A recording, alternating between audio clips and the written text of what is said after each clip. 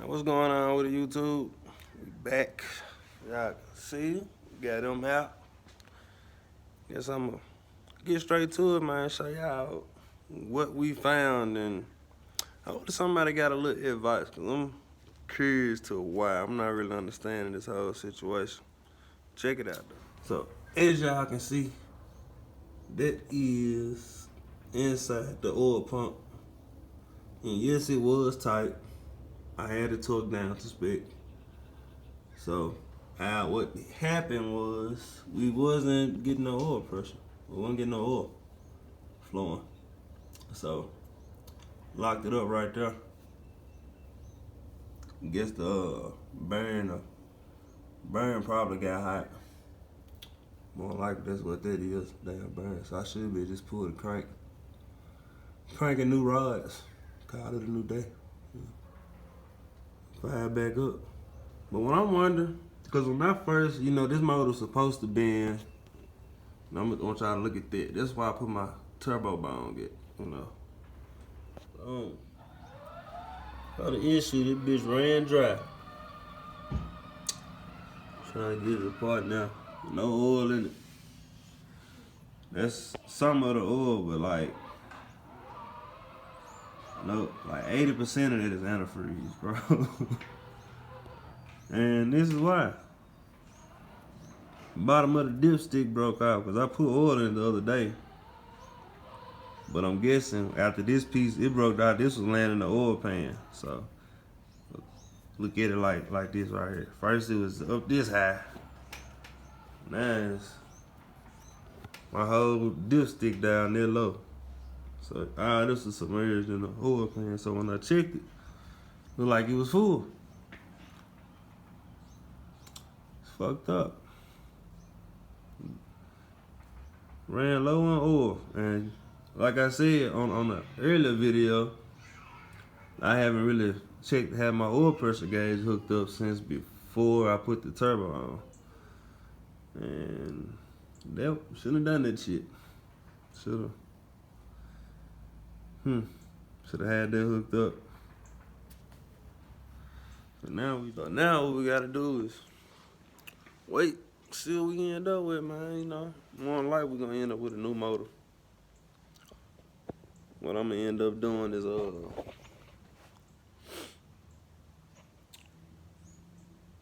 gonna get the crank checked out on that one. If I seen somebody was selling some GM4 rods and pistons, so I'm probably end up buying them. They pretty cheap, like $125. If the crank check out, put the crank back in there, get some new bearings put in there, and put a little mild cam in it and throw it in my truck. Be a nice little puller, man. Put me a truck cam in there. And the motor in the truck, throw it in the back.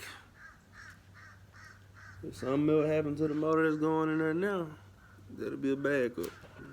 Keep it going. So, man, I can't remember how much I got in this engine, but I think I got like $1,200–1,300 in it. This is the motherfucking culprit that took this bitch out. Fucking oil dipstick, man. Crazy. I'm out. This is probably gonna be the last update till I get the new. Till I get my other engine. He said it'd be like next week sometime. So, crankshaft is shot. That's not the burn. This is the burn. Crank is shot, man. So, having trouble trying to get all my arc bolts out, man. Need to get this thing moving. So I can get all my ARP bolts out. Gotta keep them babies. This probably be the last video until then. Hopefully we have back running next weekend, man. I ain't got nothing but time on my hands. I was really planning on getting it back going this weekend. I was gonna try to go up there and get the motor out myself, but he talking about he got a job and he working first shift and all this shit, so it is what it is, You gotta sit around and wait, man. Can't really find nothing on Facebook Market right now. So we gonna sit and wait, man. Guess in the meantime, we're gonna go and get this cam out. Get the cam in. Probably do some little welding, try to get them tied on up. Get them going. And other than that, man, that's what we got for now, man, you know. So we know what happened. And dipstick was pushed down too damn far in the engine because the bottom of it broke off. The bottom of it that it's supposed to catch right here, it broke off and went in. So then, I remember putting the dipstick back in there. Well, I didn't know I was pushing it all the way down, so I was pushing that dipstick all the way down. So every time I checked the oil, it was coming out full. I thought it was full, man. It's just one of them things, I really should have, I knew the engine was solid and all that, so I didn't really care about the oil pressure because I knew I had good oil pressure when I first cranked it, but lesson learned. I would not be running shit without an oil pressure gauge ever again when I put this thing back together. Oil pressure gauge will be working. I might actually end up buying a better brand one because one of my partners, he told me that brand that I got is shit. So I'm going to probably get a better brand oil pressure gauge. Not digital. I'm going to get an analog. I'm going to get a manual. I ain't going to get no digital. And gonna get it back together and we gonna send this motherfucker, man. See y'all in about 2 weeks. We back on the road, baby. You hear me? Anyway, man. Slick, bitch. I'm out. Last of the last, man. Everything is out. You can see the damage. This is mine, the one that got the most damage on it. I had one main bearing that was pretty damaged too. But, that's just simple.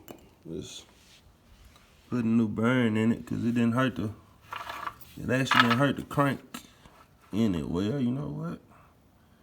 I actually do got a few shavers in there, so. At this point, I'm not even gonna buy, I'm gonna buy a new crank to put in here. Well, all I need is crank. Crank and rods, man. Crank and some GN4 rods is all I need. We back running. Last video, got a crank, and we got some bearings. Gotta come out. Well, we got crank, and we got rods. It's just some regular rods. All we gotta do is get some bearings, man. I'm gonna go get some calipers in the morning and double check the sizes. I know the crank been turned. So double checking the size, verify, make sure I don't need no oversized. Make sure I can just get standard. So find it out. We're gonna get this out tomorrow. Gonna put the order in for the bearings. And I'm gonna be back running.